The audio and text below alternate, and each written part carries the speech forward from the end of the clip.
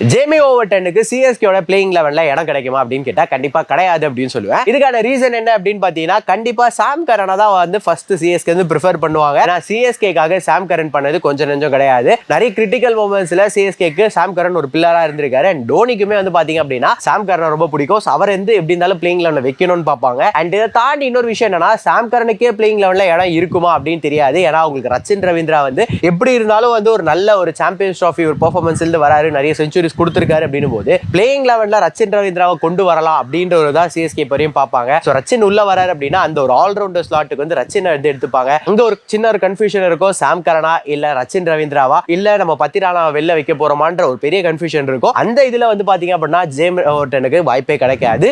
And இன்னொரு main point என்ன அப்படின்னு பாத்தீங்கன்னா ஜேமி ஓவர்டன் என்னதான் ஒரு நல்ல பவர் ஹிட்டரா இருந்தாலுமே அந்த ஒரு ஃபினிஷர் ரோல்ல உங்களுக்கு ஜேமி ஓவர்டன் இருந்தாலுமே ஆல்ரெடி உங்களுக்கு வந்து பாத்தீங்கன்னா ஒரு ஜட்டு, மகேந்திர சிங் தோனி அண்ட் ஒரு சில டைம் உங்களுக்கு டியூபேவும் வந்து பாத்தீங்கன்னா கடைசி வந்து இருந்து ஆடி கொடுப்பாரு.